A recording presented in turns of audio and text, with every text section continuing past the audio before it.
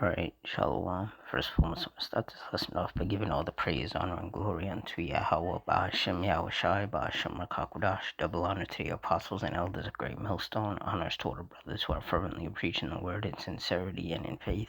Shalom to the sincere Akwath, and Shalom to the scattered Israelites who are amongst these heathen nations and look like these heathens. Now, this lesson is going to be an update on the U.S.-Iran war, or conflict that is still happening. So through the Spirit, I'm going to read this article, get some precepts, and Lord's will, you're edified. It says, Trump vows to hit Iranian bridge or power plant each time Tehran strikes ships in Strait of Hormuz. It says, President Donald Trump says the U.S. will destroy one bridge or power plant every time Iran targets a ship transitioning, or a ship transiting the Strait of Hormuz. Iran, in turn, will hit infrastructure and energy facilities across the region, an official told Iranian media. Tehran has accused Washington of using Pickaxe Mountain as a pretext for further attacks after Trump earlier also threatened to attack the suspected underground nuclear site. Jordan's armed forces say they intercepted multiple Iranian attacks today, following another round of U.S. strikes. The conflict has so far cost $37.5 billion, according to the Pentagon. And this is the thing. The U.S. can spend $37.5 billion, which is probably more than that, on a illegal war,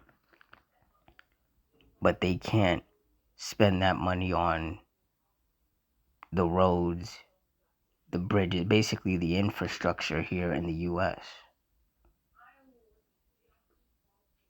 They can't spend that money on food for children and homes for the homeless and things of that nature.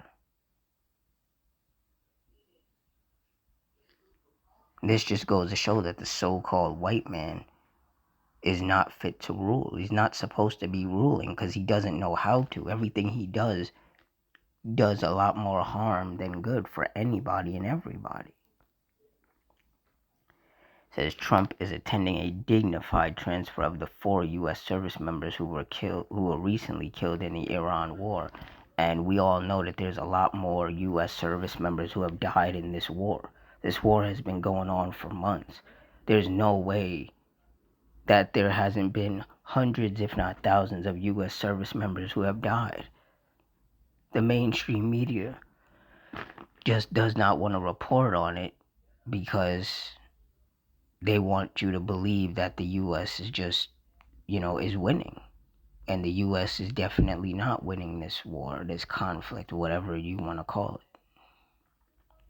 It says, meanwhile, Trump has approved a nuclear deal with Saudi Arabia that could lead to the kingdom enriching its own fuel for civilian reactors, according to a U.S. official. Yeah, so basically, there is no end in sight for this war that's happening. It's just going to keep escalating, because ultimately that is what the Heavenly Father wants. Ecclesiastes 3:1, to everything there is a season and a time to every purpose under the heaven. Verse 8, a time to love and a time to hate, a time of war and a time of peace. And we are undeniably in a time of war. And this war is just going to escalate. And even more wars are going to pop off.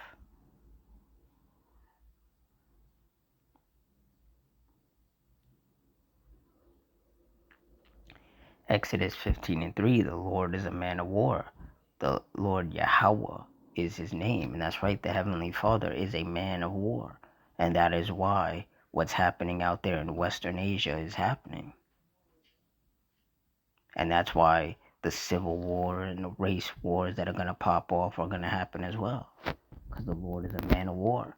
And war is one of the ways in which he brings judgment upon wicked people and wicked kingdoms.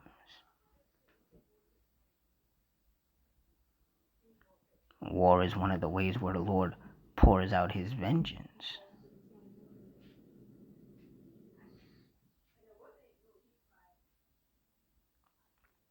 Luke 21:22, for these be the days of vengeance, that all things which are written may be fulfilled. And we are without a doubt living in the days of vengeance. That's why there's so many destructive, deadly fires and storms and tempests and earthquakes and war. Because the Lord he's pouring out his vengeance upon the earth. He's pouring out his wrath upon the earth. And a lot of people just can't rationalize that. Psalm 79:6, pour out thy wrath upon the heathen that have not known thee, and upon the kingdoms that have not called upon thy name. And like I said, through his storms, tempests, fires, earthquakes, the power outages, the wars, these are all ways in which the Lord is pouring out his wrath. And as the days go by, the wrath of the Lord is going to increase upon the earth. And more wicked people, whether they be men, women, or children, will be destroyed, put in the spirit world, removed off the earth as punishment. So with that, I'm going to wrap it up here. In closing, I want to give all the praise, honor, and glory unto Yahweh Bahashim Yahweh Shai Bahashim Rakakudash, the water Yahweh Bahashim Yahweh Shai, for putting the spirit on me to do this lesson. Double honor to the apostles and elders of Great Millstone. Honors to all the brothers who are fervently preaching the word in sincerity and in faith. Shalom to the sincere Akwath. Shalom to the scattered Israelites who are amongst these heathen nations and look like these heathens.